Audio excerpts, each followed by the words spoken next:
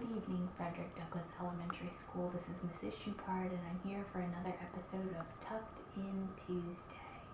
Today I'm going to be reading from a book called Rats on the Roof and Other Stories, and this is by James Marshall, and it's actually a collection of short stories, and I'll show you the table of contents. There's 7 short stories. And I'm just going to be reading the first one tonight. The first one is called Rats on the Roof. Rats on the Roof by James Marshall. Otis and Sophie Dog had just tucked themselves in for the night when the sound of little dancing feet and shrill musical instruments reached their sleepy ears. "Oh no," cried Otis, "we've got rats on the roof." "It looks like we're in for it," Sophie said, pulling up the comforter and sticking her head under the pillow. Otis' dog did the same. "I'll think of something in the morning," he said. "This will call for some drastic measures." It was a long and sleepless night. The racket on the roof had not let up, and in the morning the dogs were tired. They discussed the situation over breakfast. "We shall simply have to get a cat," said Otis. Sophie let down her coffee cup. "Oh my," she said, "has it come to that? You know how difficult cats can be." "There's nothing else to be done," said her husband. "I'll place an advertisement in the newspaper today." "I hope you know what you're doing," said Sophie. 3 mornings later, the dogs were more tired than ever. The nightly commotion had gotten worse, and no one had responded to the newspaper ad. Otis' dog, his paws shaking from lack of sleep, could barely get his toast in his mouth. "We have to move," he said. The doorbell rang. The dogs jumped up from the breakfast table. "Hurry, hurry," cried Sophie, rushing to the entrance hall. They threw open the front door. A large orange tomcat stood before them. "You advertised for a cat?" he said. "Indeed we did," said Otis' dog. "We really need a cat." "Everybody does," said the tomcat nonchalantly, stepping over the threshold. "Cats simply make a home." "When can you begin?" asked Sophie. "Let's not be premature," said the tomcat. "There are a few questions to be answered. First of all, where would I sleep? Cats do a lot of that, you know." "Well," said Sophie, quickly improvising, "we could put some rags in the hall closet, or perhaps behind the stove." "You are amusing," said the tomcat, strolling into the living room and looking about. "This sofa will do nicely. I'm fond of a crushed velvet, and that big overstuffed armchair looks comfy, although we'll have to do something about that ghastly color." "My favorite armchair," muttered Otis under his breath. "And then there's the matter of my meals," continued the tomcat, casually running his paw along the piano to inspect it for dust. "I require 3 square a day plus snacks in the afternoon. I like a varied menu, and I insist on fixed hours. I tend to get irritable when I am made to wait." "Now see here," said Sophie. The tomcat looked surprised. "You did say you needed a cat, didn't you?" "Oh, yes, yes," said Otis, giving his wife a look. "I'm sure we'll have no trouble meeting your requirements." Sophie Dog bit her lip.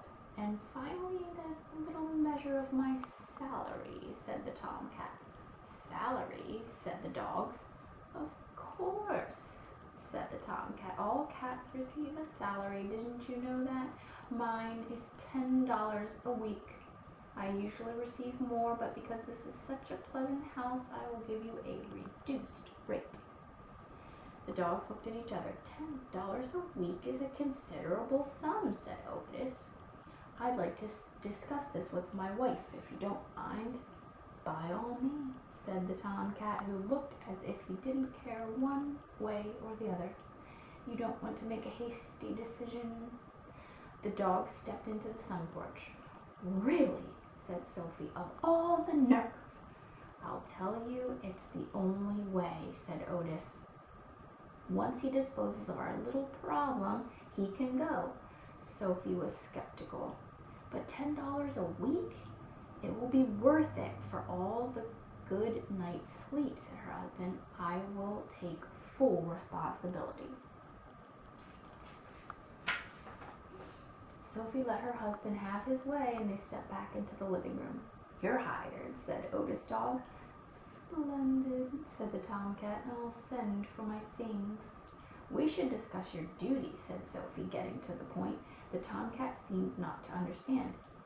Duties, he said.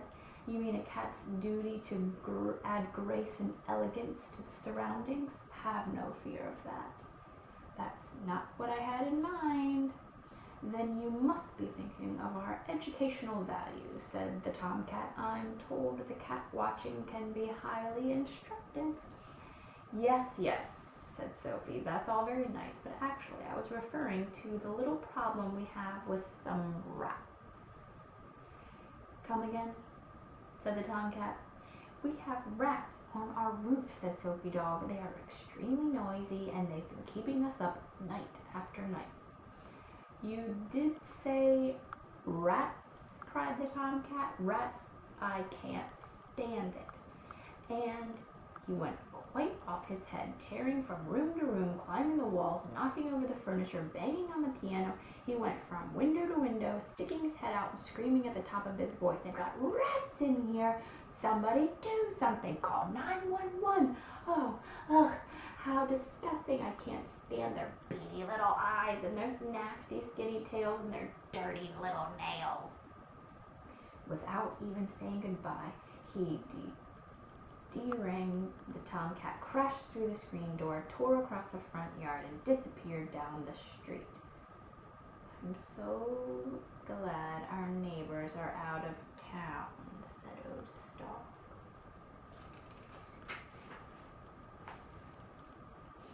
I told you cats can be difficult, said his wife. That night the dogs were surprised to find a handwritten note on their bedside table. The note read as follows.